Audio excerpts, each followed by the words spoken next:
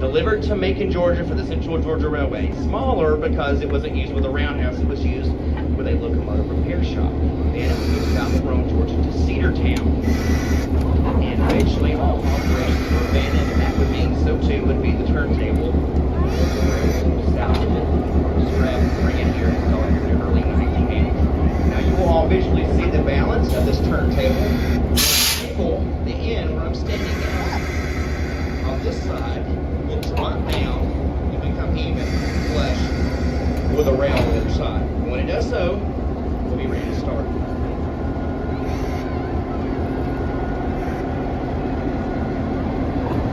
Balanced. We're ready to go. Ladies and gentlemen, locomotive 1829. Built by the electric motor. General Motors, this class of locomotive, a GP7 Jeep in railroad slang, about 1,500 horsepower.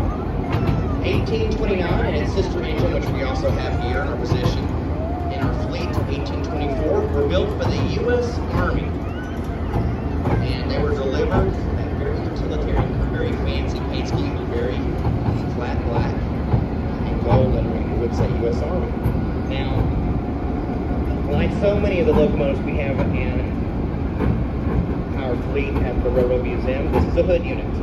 Okay, so a lot of people are used to seeing that traditional rounded cab on those diesel electric locomotives, kind of like when you run your HO scale model railroads, when you were growing up, and still now, today. This is a different type of body style. The design allows the engineer, if he didn't have a turntable like we're using today, or we were not able to run on a Y like we do when we first started, he brought the locomotive on the table cab forward, the cab closest in its direction of travel. But he could very easily turn his chair around and run it long hood forward and still do it safely and effectively. We're going to line the table up with track 2. Your coaches are on track 1.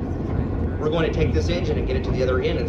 So the engine will be on the complete and opposite end of your train on the return.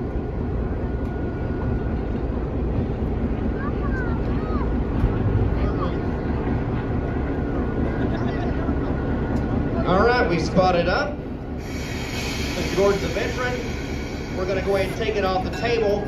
And while our engineer takes the engine all the way to the other end where it's going to switch back to track 1, if you want to see part 2 of our East Chattanooga tour, we're going to do a tour of our shop.